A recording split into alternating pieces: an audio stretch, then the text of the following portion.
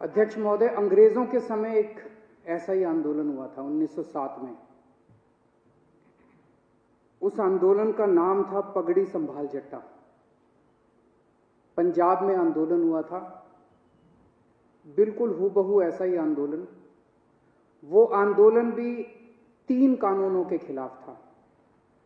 अंग्रेजों ने 3 कानून पास किए थे, Bari Doab Act, Punjab Land Colonisation Act, Punjab Land Alienation Act. और पंजाब के किसानों ने इसके खिलाफ आंदोलन किया था। इतनी संख्या में लोग इकट्ठे हुए थे। 9 महीने तक यह आंदोलन चला था अंग्रेजों के खिलाफ। तो एक तो ये केंद्र सरकार ये ना समझ ले कि ये किसान आसानी से जाने वाले हैं। उस आंदोलन की लीडरशिप की थी भगत सिंह के पिताजी ने, किशोरी सिंह जी ने, और भगत सिंह के चाचा ने, अजीत सिंह जी ने। उन दोनों ने मिलकर एक भारत माता निर्माण सोसाइटी बनाई थी। उस सोसाइटी की लीडरशिप के अंदर वो आंदोलन हुआ था इन 3 कानूनों को खारिज करवाने के लिए। उस वक्त भी अंग्रेज सरकार ने कहा था थोड़े अमेंडमेंट कर देते हैं। कई राउंड्स ऑफ डिस्कशन हुए थे। अंग्रेज सरकार ने कहा कि इसमें थोड़े बदलाव कर देते हैं, लेकिन किसान डटे हुए थे कि हमें 3 कानून वापस करवाने हैं। और अंत में अंग्रेजों ने 3 कानून वापस लिए थे। मैं सोच रहा था कि भगत सिंह ने क्या इसी बात के लिए कुर्बानी दी थी कि जब देश आजाद होगा तो अपनी सरकारों के खिलाफ भी इसी किस्म से आंदोलन करने पड़ेंगे। आजाद भारत के अंदर भी इतने लोगों को अपनी जान कुर्बान करनी पड़ेगी। आज कितने किसान हमारे सिंघू बॉर्डर के ऊपर सुप्रीम सैक्रिफाइस दे रहे हैं। एक एक किसान भगत सिंह बन के वहां पे बैठा हुआ है। केंद्र सरकार कह रही है कि किसानों को कानूनों का फायदा समझ नहीं आता। तो केंद्र सरकार ने अपने सारे बड़े दिग्गज नेता, जितने बड़े बड़े इनके नेता हैं, उनको उतारा है कि समझाओ, और वो समझा रहे हैं। आज योगी आदित्यनाथ जी, जो भारतीय जनता पार्टी के बहुत बड़े नेता हैं, उत्तर प्रदेश के मुख्यमंत्री हैं, वो टीवी में आ रहा था, शायद बरेली में 20,000 किसानों की रैली उन्होंने की। उनको कहा गया भाई इन 3 बिलों के फायदे समझाओ, तो फायदे समझाने लगे वो। मैं सुन रहा था उनका भाषण। तुम्हारी जमीन नहीं जाएगी, ये फायदा है क्या? वो तो थी अभी तक, अब जाएगी नहीं, मतलब ये क्या फायदा है? तुम्हारी मंडी बंद नहीं होगी, ये फायदा है क्या? तुम्हारी मंडी बंद नहीं होगी, तुम्हारी जमीन नहीं जाएगी, तुम्हारा ये, अरे भैया ये तो था ही हमारे पास, फायदा क्या है? तो इनसे किसी से पूछ लो, ये भी इतने सारे बैठे हैं, किसी से पूछ लो, किसी भाजपा वाले से, कि फायदा क्या है?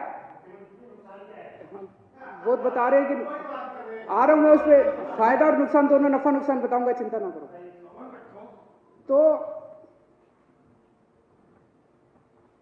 इनसे किसी से पूछो भाजपा वाले से फायदा क्या है, तो सारे जनों को एक लाइन रटा रखी है, किसान अब अपनी फसल पूरे देश में कहीं भी बेच सकता है।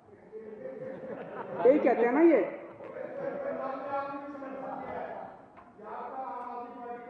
तो एक मिनट मेरे को बोलने दीजिए। मैंने आप लोगों जब बोल रहे थे मैं चुपचाप सुन रहा था।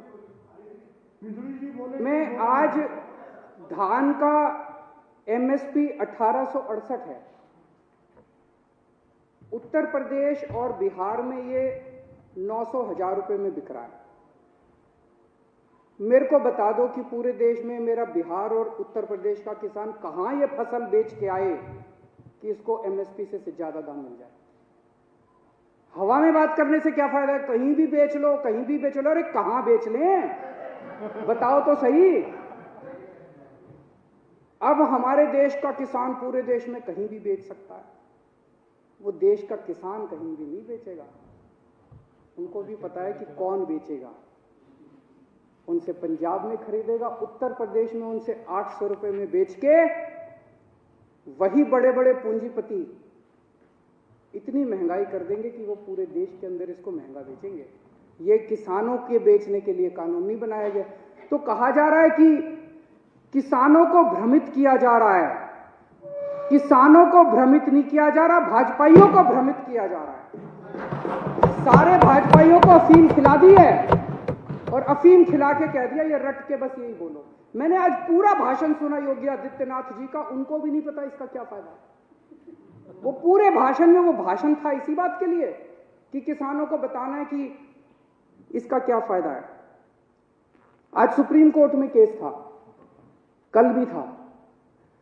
हमारे वकील ने सुप्रीम कोर्ट में खड़े होकर कहा कि किसानों की मांगे जायज हैं, किसानों की मांगे मानी जानी चाहिए। केस इसलिए था कि दिल्ली के बॉर्डर के ऊपर किसान बैठे हैं, इसलिए ट्रैफिक की दिक्कत हो रही है। हमारे वकील ने खड़े होकर कहा जी इसके लिए केंद्र सरकार जिम्मेदार है। आज अगर अभी केंद्र सरकार 1 घंटे में इनकी मांग मान ले, धरना उठ जाएगा। धरना क्यों नहीं उठ रहा? धरना इसलिए नहीं उठ रहा केंद्र सरकार नहीं करने दे रही। तो केंद्र सरकार का वकील बोलता है कि ये दिल्ली सरकार का वकील तो किसानों का वकील बन के बना हुआ है। मैं केंद्र सरकार वाले को कहना चाहता हूं, तुम भी किसानों के वकील बनो, तुम भी किसानों का काम किसके लिए करो। किसान इस देश का निर्माता है और अगर किसानों की वकालत नहीं करोगे तो किसकी वकालत करोगे? दलालों की वकालत करोगे। कई लोग मुद्दा उठा रहे थे कि कोरोना काल में ऑर्डिनेंस क्यों पास किया गया, ऐसी क्या जल्दबाजी थी। अभी यह कानून शायद 70 साल के भारत के इतिहास में पहली बार हुआ होगा कि राज्यसभा के अंदर बिना वोटिंग के, वहां पे राज्यसभा अध्यक्ष ने पास करके पास कर दिया, जबकि पूरा हाउस चिल्ला रहा था। जैसे आप यहां बैठे हैं, कई बार हाउस चिल्लाता है, आपने तो कभी बिना वोटिंग के कोई कानून पास नहीं किया। अगर हाउस चिल्लाता है आप 10 मिनट के लिए एडजर्न कर देते हो, फिर दोबारा बैठते हैं, फिर हाउस ऑर्डर में आ जाता है, फिर वोटिंग कराते हैं। पहली बार ऐसा हो रहा है कि बिना वोटिंग के अंदर 3 कानून बस पास कर दिए अध्यक्ष ने और पास हो गए, कोई वोटिंग नहीं कराई इसको। ऐसी क्या आफत थी कि ये कानून पास कर दिए गए? पिछले 6-7 साल से आप लोग देख रहे हो कि भारतीय जनता पार्टी ने चुनावों को कितना महंगा कर दिया। कितना पैसा खर्च होता है चुनाव के अंदर, कितना पैसा खर्च होता है। ये कानून किसानों के लिए नहीं बनाए गए, ये कानून भारतीय जनता पार्टी के चुनावों की फंडिंग कराने के लिए बनाए गए। इसको ये देश जितनी जल्दी समझ ले, किसान तो समझ गए, बाकी देश भी जितनी जल्दी समझ ले उतना अच्छा होगा। तो अध्यक्ष महोदय, मैं इसका समर्थन करता हूं और ये 3 कानून हैं, ये तीनों कानूनों को मैं सदन के सामने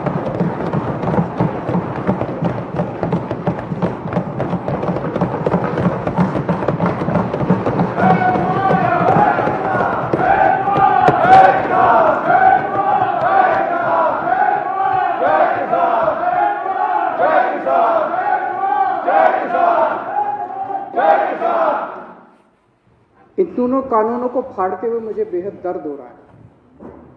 मेरा बिल्कुल मकसद नहीं था इसे फाड़ने का, लेकिन आज जब मेरे देश का किसान सड़कों के ऊपर 2 डिग्री टेम्परेचर के अंदर सड़कों पे सो रहा है और वो तकलीफ में है, तो मैं अपने देश के किसान और अपने देश के जवान के साथ गद्दारी नहीं कर सकता। मैं भी पहले इस देश का नागरिक हूँ, मुख्यमंत्री बाद में हूँ।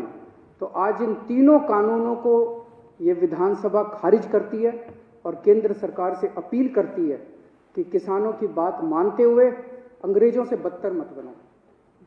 अंग्रेजों ने 9 महीने में कानून वापस ले लिए थे, आप कम से कम आज़ादी की इतनी तो इज्जत रख लो कि 20 दिन के बाद अब इन कानूनों को वापस ले लो।